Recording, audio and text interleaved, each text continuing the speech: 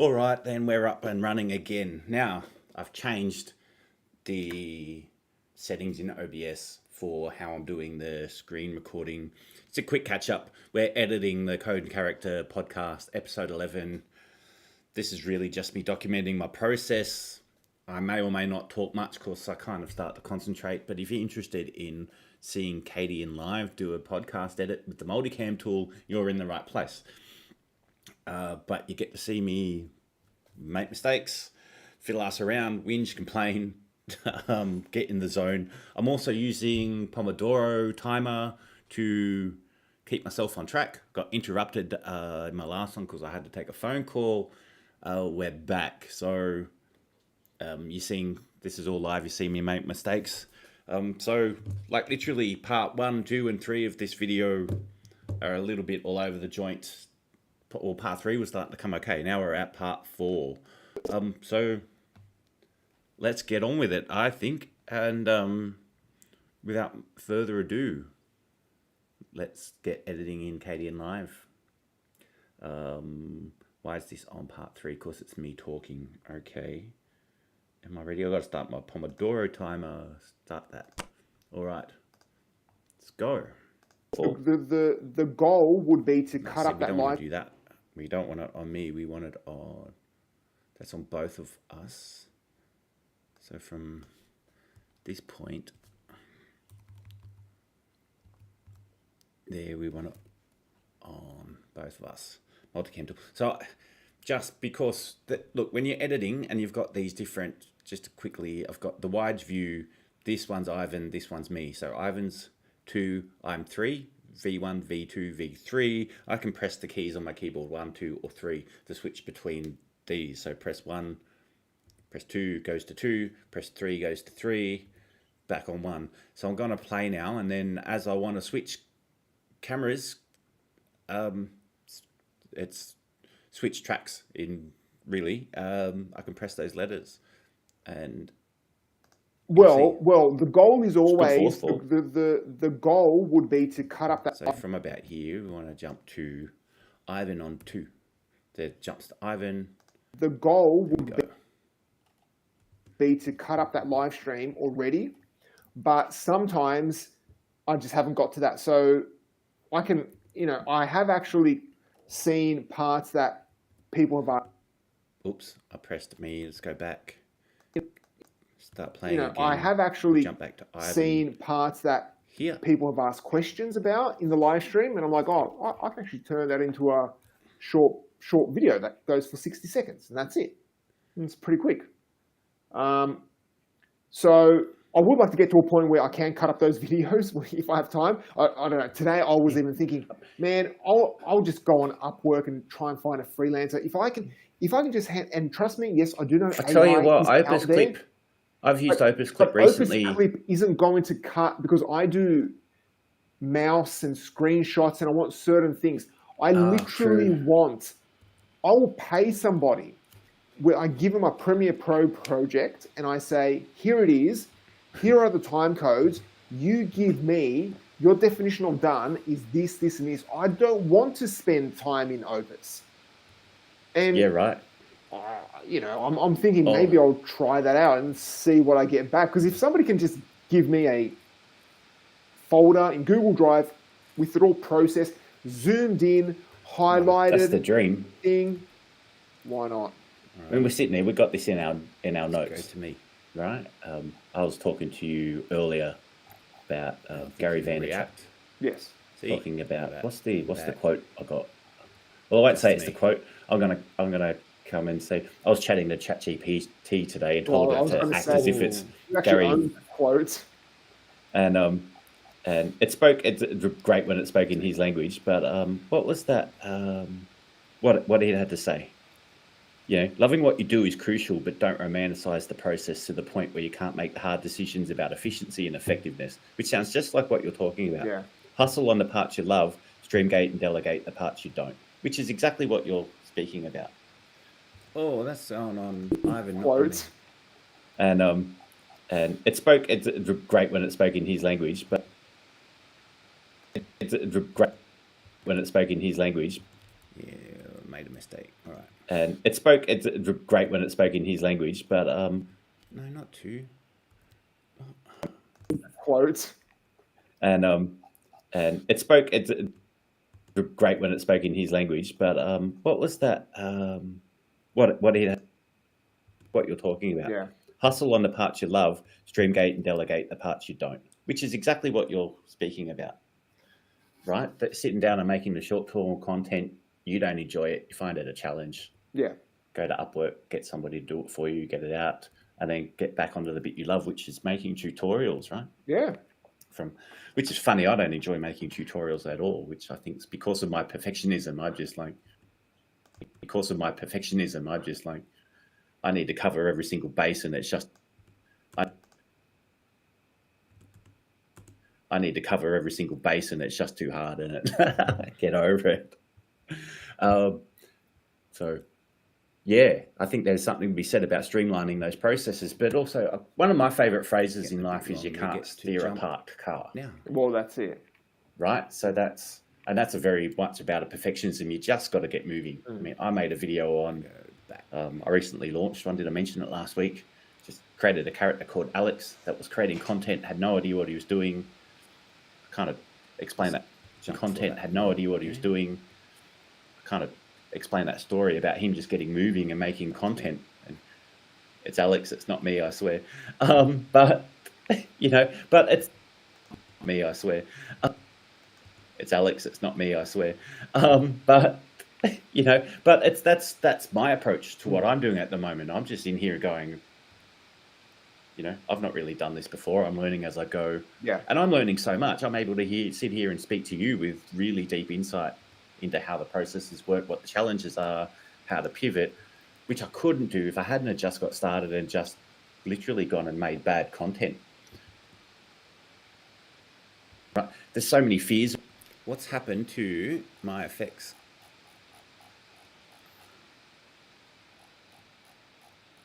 Where are we up to? I had these zoomed in. We're up here at 23 minutes. Let's go jump to home.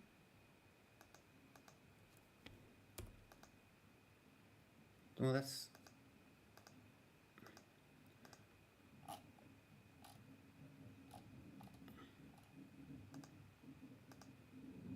Oh, it's still there, okay. Fine, back to multi-tool.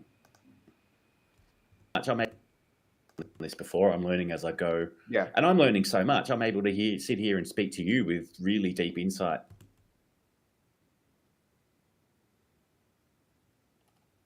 into how the processes work, what the challenges are, how to work, what the challenges nod like this. Work, what the challenges are, how to pivot, which I couldn't do if I hadn't just got started and just literally gone and made bad content. Right? There's so many fears around that. What about reputation? If I make bad content, won't people see that and then think that I don't know what I'm talking about? But it's just such a drop in the bucket. That, exactly. And that's, if you look at YouTube, I do it a lot with some of the YouTubers you speak to. You just go to their video list, which is, you can't do this on like LinkedIn so easy, but sort videos in oldest first. And you just straight away, and you just go look at this. Oh, yeah. Some of them, like they go, look at my old videos, I was terrible. You go look at their old videos, you go, that's not bad. But some of them are absolutely terrible.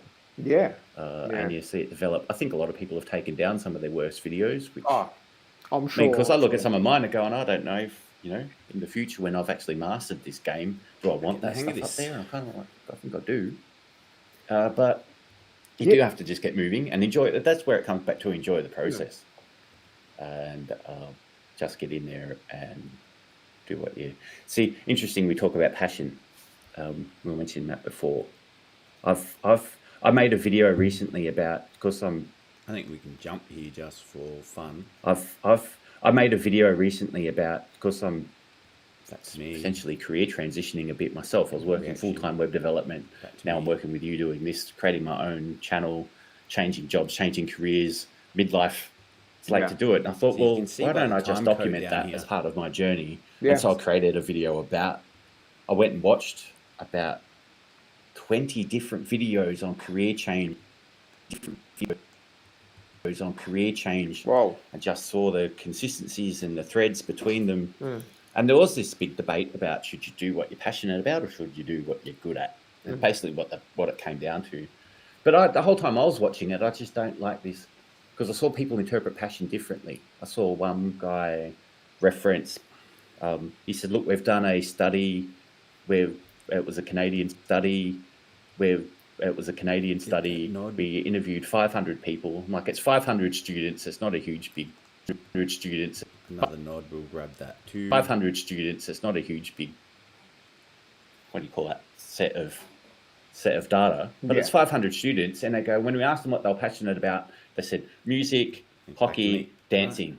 And then we looked at the number of jobs available in hockey, and it's like 0.01%. So there's a mismatch. So obviously you can't do what you're passionate about. And straight away, I'm just going, if you go and ask some kid what he's passionate about, and he says hockey or music, terribly or dancing, exciting, isn't it? I don't think that's the right answer. Now I'm going to talk. There was a word for it. Get those little desire nods in just to break up the. Just to break these up a bit. There was a word for it. A desire mismatch, right? Because people aren't trained in. That's a classic quote about. I don't know if it's Mark Twain. I'm probably misappropriating that quote. However, the quote of appropriating that quote. However, the quote of I can teach anybody to get what they want. The problem is finding somebody that knows what they want. Right? And finding somebody that knows what they want. Right? And I think that's a big aspect of that. So this discussion of should you do what you're passionate about, I find sometimes passion's the wrong word. It's like more like what would you love to create? What life do you want to live? Work towards that. And now there's going to be chores that you need to do on the path that you might not love in the moment. But if you've got your focus on actually creating what you love, then you're going to go through those, and it's, and there's going to be moments of enjoyment where it's effortless and it just goes for you, I think. And that's what just gets started, right? I think there's a lot to this. I'm making a lot of changes in my life. I've just taken on a gig, as I told you about, working as a trivia host. I got my first gig tomorrow. I did an interview for that. I was up against a couple of other people. He goes, you got the job. I'm like, this is, I didn't see myself doing this a few years ago. It was, so making those changes. And that's probably because I'm really dedicated to what I'm doing at the moment. I'm like, hey, look, I can't take on a full-time job dedicated to what I'm doing at the moment. I'm like, hey, look, I can't take on a full-time job because I can't take on a full-time job because I'm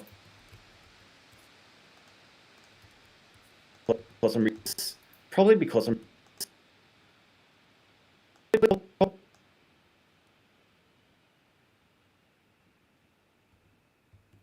I'm really dedicated to what I'm doing at the moment. I'm like, hey, look, probably because I'm really dedicated to what I'm doing at the moment. I'm like, hey, look, I can't take on a full-time job because it interferes too much with creating the life I love. I've had to make that really huge sacrifice and go and take other work that pays for this, because that's, I found in the corporate world working full time, I was just absolutely exhausted at the end of the day. I had no oomph left.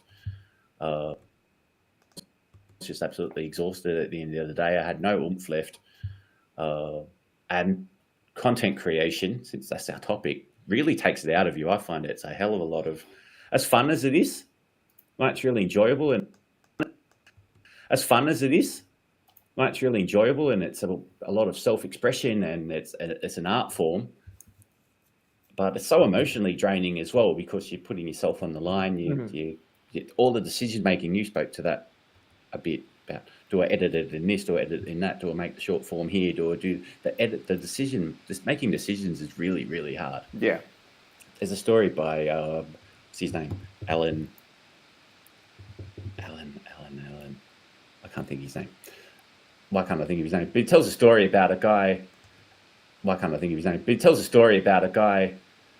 There's a man, he's a farmer, and he hires this man who he comes to work on the farm, and he says, I need you to go down to the paddock and fix the fence. And the guy goes down there, and about an hour later, he's come back and he's fixed not just that fence, he's tidied up all the others. And an hour later, he's come back and he's fixed not just that fence, he's tidied up all the others, and he's got everything. It's all perfectly smick and span.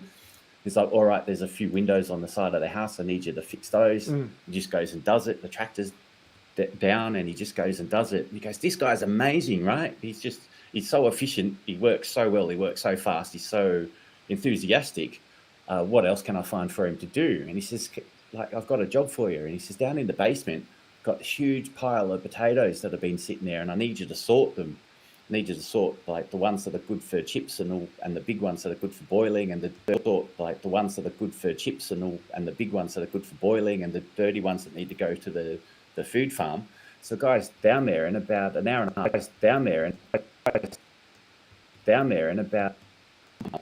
So guys down there in about an hour and a half later, he comes back and he says, I quit. I resign. And he goes, what's wrong? What, why? Like, that's you. Like, I asked you to do all these hard jobs and you loved them and you got them done. So like, I asked you to do all these hard jobs and you loved them and you got them done so easy. He goes, fixing a fence. I knew what the fence had to look. I just fixed it. Quit fixing the windows. I just went up. I fixed the windows, fixing the tractor goes. But he says, those potatoes, that was just decision after decision after decision. Right. And having heard that story, I've noticed that in my life, there's a lot of times when just decision making is hard work. Decision making is hard work. Right. And that's that's why sometimes you've got to turn that off and just get up, like the umming and ahhing for ages. The hesitation will wear you down and you'll burn out. Sometimes you just got to, and that's, I think it ties in with perfectionism too, right? Of course, be willing to get it wrong. Oh yeah. Right. That's absolutely, you know, which is one of the things I love about doing this content creation process, because it's very much also working for yourself. Sure, I've got an audience to speak to, sure, but there's no one to reprimand me, right? It's kind of, if I get it wrong, I got it wrong. It's not perfect to get it out there, and it's a matter of just going through so the whole much thing. better. Such an enjoyable process because you can learn from it. So I'm ready, jump back, both of us. That's it. Absolutely. All right, so where are we up to? I think we've gone all over. As usual. I think we've covered a few of these things. We've talked about, well, we've got some notes here we're going through. Yes. The role of passion in content creation, I spoke to that. We spoke to challenge versus enjoyment. We absolutely covered early on. Absolutely. We defined what enjoyment was. Now, if we come down here, what have we got? So, well, practical tips, sustainable practices. I think just for a bit. Pick one platform. We spoke to that a bit. Yeah, and make it easy to write. No, make it easy to produce content. Don't in the beginning. You don't need a fancy Notion workflow unless you want to do it. But don't spend too much time developing the Notion workflow, and don't. Nope, not 2, 3. Developing the Notion workflow, and don't. Notion workflow unless you want to do it. But don't spend too much time developing unless you want to do it. But don't spend too much time developing the Notion workflow, and don't do what I do and be like, well, I'm not going to write content until I've got a Notion workflow in place. Yeah, I've had to deal with that just today, right? Yeah. Because I launched a video last week. I got a new computer. I won't go into the saga of getting that set up, but that's all going now. And now it's like, okay, now I've got to write another video and I'm not prepared. And now it's like, okay, now I've got to write another video and I'm not prepared. Like, I've got lots of ideas, but I'm not sure about them. So I've had to sit down today, and I've sat down with ChatGPT and got myself a mastermind group of various different people, advisors to speak to. And they gave all the same information, like streamline it, make templates, make sure your branding's consistent, you know, do this, and even to like this, you know, artificial group of advisors. I'm like, yeah, but I've got to get a video out, you know. So it's all great advice, but I had to, and I can't keep it all in my mind. It had to be okay, but I need to act now, and there's something to that. There is I saw, what's his name? The Ali Abdaal. Alan Watts is the guy I was speaking about before, who I got that potato story from. Alan Watts. But if you see Ali Abdaal, he's the productivity guru. Yeah. And I saw him talking about that same thing about the amount of effort you put into something. Like there's a sweet spot. Like you see the curve, one of those curves that goes like That's that, it. right? And you get to the, or is it more like this? And, so you put all the effort and your quality goes up, up, up, up, up, and then you put the same effort and the amount of quality you get out of it starts going down. Yeah. And that's your 80-20 rule, like the first 20%. Yeah. And finding that sweet spot, I think, is a challenge. But it's funny because when I speak to myself saying I find myself to be a perfectionist, I also think some of my work's probably really low quality too, because I get so overwhelmed by my perfectionism that I just go blah. And the end result of being a perfectionism is not the best content, but it slowly improves, and I think that's the same name of the game in a lot of things. That was Anthony Robbins calls it. Remember listening to him came up with word, can't I? Consistent, never. Was it consistent and something improvement? I can't remember what the acronym was, but because he's talking about when you've got a complex concept, just break it down into a single word, then you can hold the entire concept in one little nugget. That's an interesting idea. I just can't remember what his acronym stood for because I don't like acronyms. We speak about it. Yeah. It must be never-ending, constant and never-ending improvement. That must be. I just can't remember what his acronym stood for because I don't like acronyms. We speak about it. Yeah. Because he's talking about when you've got a complex concept, just break it down into a single word, then you can hold the entire concept in one little nugget. That's an interesting idea. I just can't remember what his acronym stood for because I don't like acronyms. We speak about it. Yeah. It must be never-ending, constant and never-ending improvement.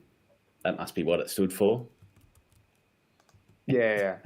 It must be never-ending, constant and never-ending improvement. That must be what it stood for.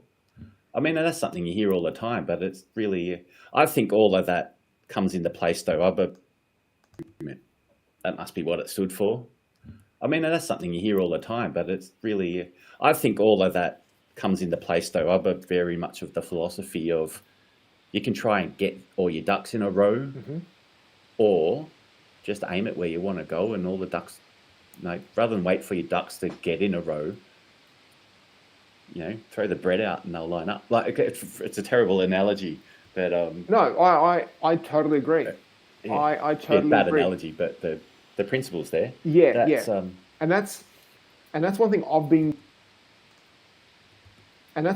been trying to do, where instead of having a system of creating, having an idea, placing it somewhere, then you need to do a workflow, and then sometimes I need to do a workflow, and then sometimes I get caught up in my own systems, and it's like, this is too convoluted. If I want to do Stop that. My monitor keeps dropping out. Just did it 3 times in the same spot. If I want to do a video about why is it on me? Somewhere, then you need to do a workflow, and then sometimes I get caught up in my own systems, and it's like, this is too convoluted. If I want to do a video about a certain topic, in my Notion setup, I've got a project, because sometimes I thought, well, I'll have multiple videos under one project. So then I need to create a project. Then I need to go into Google Drive and create that folder. Then I need to create for each project, and I need to then create an asset, which could be either video tutorial or like a short video. Then when that happens, I need to then create, like, there's all these manual processes. Now, of course, I could automate it, and I have been thinking about just doing it and automating it and pressing a button and just builds it all, which you can do with like Zapier or Make or something. Yeah, but then you're often biting off more than you can chew in one go anyway, right? Exactly. That's always with, Hey, look, What is it? I spent a week automating this manual task I could have done in 5 minutes. Like that. Well, that's it. But the annoying thing is that every single time I do something, I'm always searching through so many folders. And just the idea of having to look through the folders for these things is just annoying and kind of like gets in the way. So like now I've been thinking, okay, if I want to get a video out today, I want to record it and get it out. What is out today? If I want to get a video out today, I want to record it and get it out. What is the quickest way of doing it? Just focus on that. Just get it out. Yep. Yeah, focus on the end result and everything else. Focus on the end result. And that's and that's what I've been doing with the live streams. No matter what, Thursday, I go. And so, it can be a bit stressful 2 days beforehand when I haven't thought of a topic and I'm like, what am I going to talk about?